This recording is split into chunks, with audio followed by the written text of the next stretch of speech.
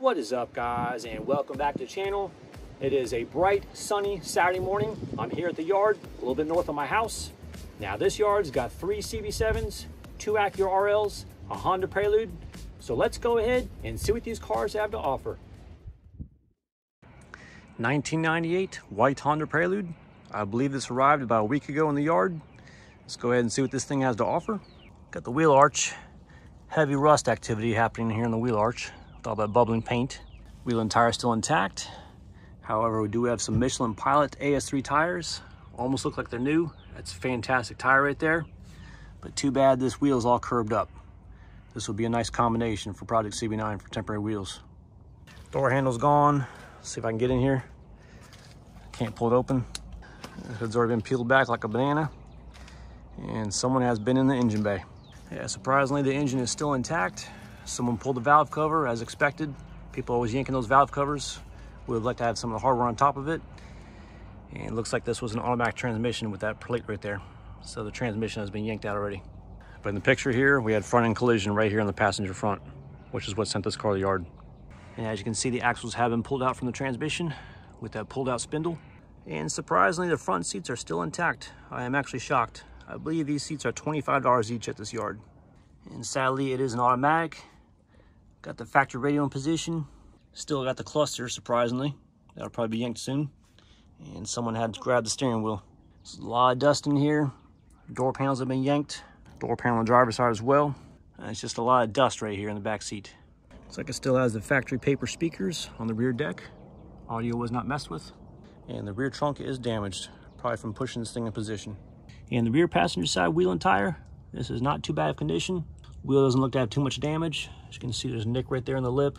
Some little clear coat damage. But for the most part, that tire right there is pretty valuable. But I don't know if I'm gonna grab this thing because I believe wheels and tires at this yard are $110 each. The other yard to go to, it's about 55, 60 bucks for a combination wheel and tire. Okay, let's go ahead and check out some other gems here in the yard. Rest in peace, Prelude. You were a great car.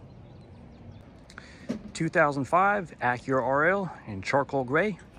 Let's go check out that front end. Lo and behold, front wheel is gone. However, look what we got. Front caliper is still there. That's easy access. I believe these 2 bolts right here are 19 millimeter. I think I'm impacting my car, so I might go ahead and grab this caliper right here. Let's go ahead and check the driver's side. However, driver's side caliper is missing, unfortunately. I believe there is another RL in this yard. Let's go ahead and check that one and see if that is calipers. 1993 Honda Accord sedan in burgundy. Looks to be a DX trim. Has the unpainted front bumper. Also the unpainted door handles and no sunroof. Let's go ahead and check out inside if I can get there. It's a little bit tight clearance right there with this vehicle in the way. Now this is rare right here. Got a block off plate for the mirror. That's pretty crazy. I've not seen that before. Okay, looks like I got some gray interior. Someone has already pulled off the TCU, it looks like, from the carpet. Seats are in not bad shape. Automatic transmission. Radio is gone. Key seal ignition. Got a little bit of sun glare there, but I believe this is 209,000 miles. And with the driver's side door panel, someone has already grabbed the door handle on the inside. Now this is pretty strange right here. Someone already stripped off the suspension on this DX. Usually it'd be the EX trim where people want the disc brake conversion. Guess the seats have been pulled up in order to get access to that rear trunk, I guess. A little bit of debris. Got some wheel covers in okay shape. Of course, seat in my way. All kinds of clutter you gotta go through this yard. And the rear bumper is gone, and this car is unwrecked.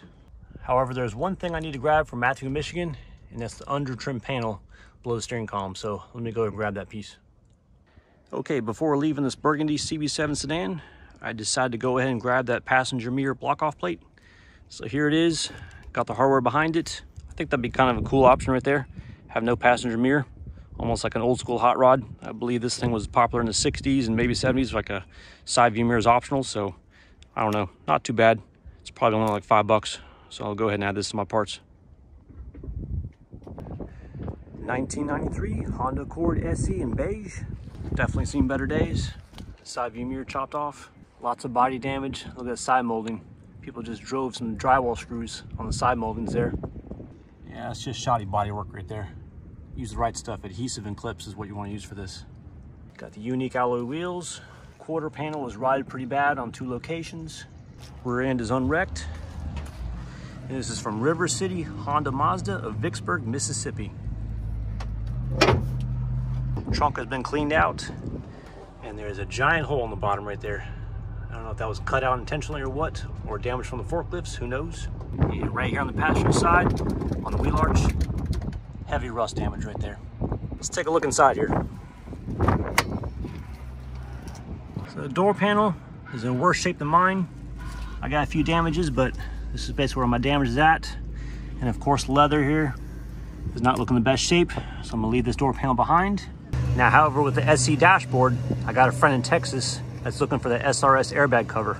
So I'm gonna go ahead and pull that dashboard off and get that for him, because he's been looking for that thing. And unfortunately, the SC radio is gone. My friend Matt in Germany is looking for that. And they got some seat covers on top of the front seats. I'm sure those things are chewed up. Not even gonna pull those things off to see what they look like. Okay, we have 270,000 miles on this one. And driver's side door panel is not the best of shape. I'm gonna go ahead and leave this behind. Driver's side rear door panel, not in the best of shape. I'll leave this one behind also. Now I'm debating if I'm gonna go ahead and grab that rear passenger door panel, but I see this one's got some damage occurring as well. So I might go ahead and just leave these things behind.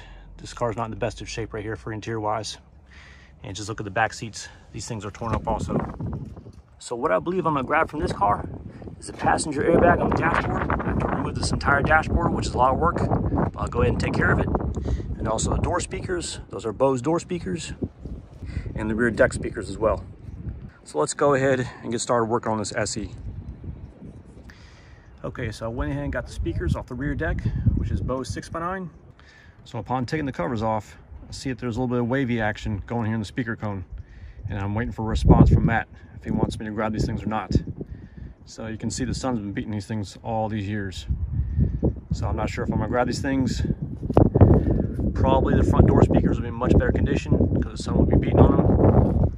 But these rear deck 6x9s are kind of questionable, so I'm not sure if I'm gonna grab these speakers or not. Okay, went ahead and grabbed the front dashboard passenger airbag. Also got the front door speakers from left and right. This is the Bose unit. Now there is a Bose sticker on the other one, but passenger side I guess is worn off. But these are the Bose units that are specific in the SE models. Now I was thinking about getting the rear deck speakers. They got some warpage to it, so I'm still waiting for my friend Matt. I'm gonna go check out some other cars, see if he can give me a decision. So without further ado, let's go ahead and check out some other cars here in the yard. 2005 Acura RL in silver color. And front caliper is gone on driver's side. And front caliper is gone on passenger side as well. Someone already beat me to it. I was actually thinking of putting the Acura RL big brake calipers on the RSX. So that just crossed my mind. And this looks like it was a police tow. 8/17/2022. Well, we'll just keep looking for some Acura RL calipers. Maybe we'll find a pair. 2006 Acura RSX. Not sure exactly what color this is. Jade metallic, I guess. Looks like interior's been stripped out. And of course, privacy cover has been yanked. Now, surprisingly, it has the cloth base seats right here. However, these things are badly soiled up. Cigarette burns right there on the back side. And just look at the driver's side, how worn out that is with all the cigarette burns. These things could clean up, but with those cigarette burns, I'm just gonna leave them behind for someone else. Maybe we'll find a better pair down the road, but I'm in no emergency for seats. But these are nice seats if they didn't have cigarette burns on them. And steering wheel has definitely seen better days. Door panel's been yanked off. Radio is gone. And sadly, it's an automatic. And we got some passenger side collision damage, which probably sent this car to the yard. There's your K-Series valve cover. And it looks like someone has already yanked the heads off this car. Rest in peace, RSX. These cars are phenomenal vehicles. 2006 Acura RSX base model. Got some painted wheels right there, OEM. And of course the privacy cover has been yanked. Back seats are still intact. And someone has already grabbed the OEM cloth seats. These are the nice seats I have on my RSX, so I don't blame them at all. And that's basically what the seats look like. Suede on the outside and like a cloth mesh on the inside. Very nice seats compared to the Type S cheap leather ones. Sadly, it's an automatic. The Pioneer radio is still intact. Gauge cluster still there. Looks like there was an alarm there of some sort, the flashing LED. And I'm actually kind of surprised this door panel's right here. Got the suede door panels that match the seats. That one's still there as well. Looks like this was already repaired previously. Someone put a silver hood on this car. And the valve cover is gone. Someone's been doing some work on the cam retainers, it looks like. And there's the valve cover right there. Rest in peace, RSX. Hopefully you can keep some other ones on the road. Okay, back at this Prelude, I'm actually curious about those Michelin tires. Let me go see what the date stamp on those tires are. Okay, for those unaware of how to tell the date stamp on a tire, there's 4-digit code, 1714. So that's the 17th week of 2014. So these are pretty old tires here, so I think I'm gonna pass on these, even though there's plenty of tread left on these. And I believe that the yard is gonna make me take these things up front, and they're gonna charge me labor to pull these off. So in the end, it's probably like 60 bucks a tire. It's just not worth my time. Okay, I'm back at the salvage yard that's northwest, and we're back at the 1993 Coupe SE Edition. But my friend Matt in Germany needs some parts. He needs the dash wiring harness, and he also needs the interior wiring harness as well.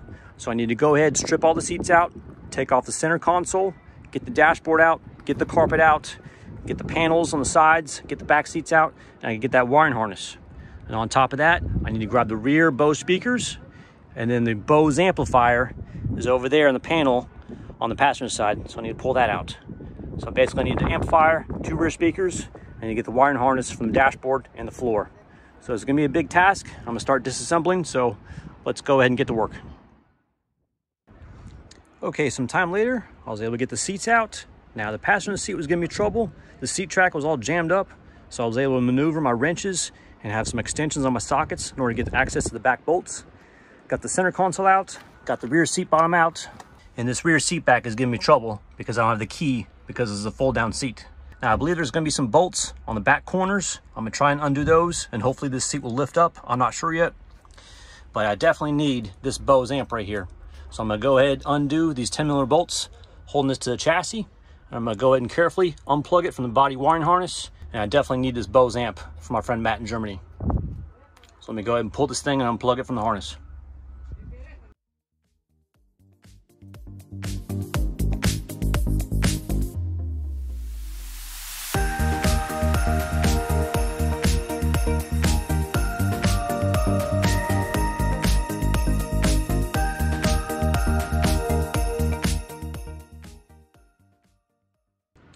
Okay, let me go ahead and explain what I did the past few hours. Now I'm partially successful here, so let me go ahead and show you what I did. Obviously I removed the carpet, the seats, center console, dashboard, which is a pain in the butt. Now I did get the dash wiring harness from my friend Matt. He definitely needs that since he's doing AC conversion. Now I was trying to get the entire body harness inside the car, which is why I stripped out the interior. And the reason why is because there's amp wiring that was right here, and it connects to the Bose amp that's in this corner. So I had to go ahead and cut this thing off. I tried and tried to get this body harness out, and over there in the corners where the A-pillar's at, the harness just keeps going into the doors. There's a grommet, it doesn't disconnect, and this yard's about to close in about 20 minutes, and there's no way I can get this harness out. Tried and tried, and as you can see, there's still the HVAC system that needs to be pulled out, and there's more wiring behind that. Now let me go ahead and show you on the passenger side with the HVAC and the A-pillar, all this wiring that's in between here.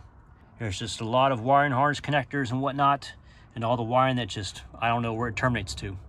I wish there was a disconnect on the doors, but I don't think there is. And as you can see, I went ahead and disconnected the TCU and ECU in preparation, but that's not the case. And the wiring harness just keeps going back there. Have to remove all this HVAC, and then obviously disconnect the steering column. And I'm pretty sure that there's some specific items going in here in the steering column. I'm pretty sure that Honda engineered this thing where you can't disconnect the wiring harness and go ahead and connect a new key cylinder right there and just start the car and go off. Let me go ahead and just show you guys all this wires that's over here in the steering column. I mean, this is just crazy. I thought I could get this thing done. I've been working on this car for, I don't know, 4 or 5, maybe 6 hours on this thing, but you know, it is what it is. You learn by your mistakes, and you know, I was partially successful in this haul, but could not get this entire body harness. Let me go ahead and show you guys on the driver's side. And over here on the driver's side, there's some structural steel I had to remove, you know, connecting this top metal plate, and it curves over down here to the A-pillar, and it went and connected over there to the tunnel.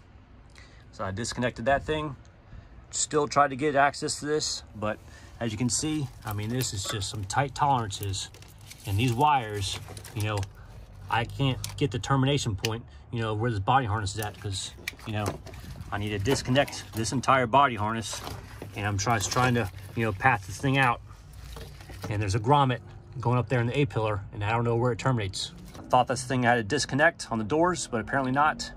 I'm willing to bet that this entire door has all the wires in here. You got to pull it all through the A-pillar and whatnot. And plus, there's wires going to the engine bay as well with another grommet. This is very complex. You know, this is like engineer stuff, but, you know, I couldn't do it. So whoever does these types of jobs, you know, rebuilding the car, I give you major props. I mean, just to totally strip out interior, that is a lot of work. And apparently a few hours at the junkyard just doesn't cut it. So that's basically what it looks like on a CB7 with no dashboard, fully stripped out. Well, alrighty guys, that wraps up our second junkyard visit for the day, and we were partially successful with this SE coupe. We were able to get my friend Matt in Germany some parts. We got Bose amp, we got 2 Bose rear speakers, and we got a dash wiring harness, since my friend Matt in Germany is going to be doing an AC and Bose radio conversion. And if you guys like these types of videos, please give me a thumbs up. Thanks for watching, and have a fantastic day.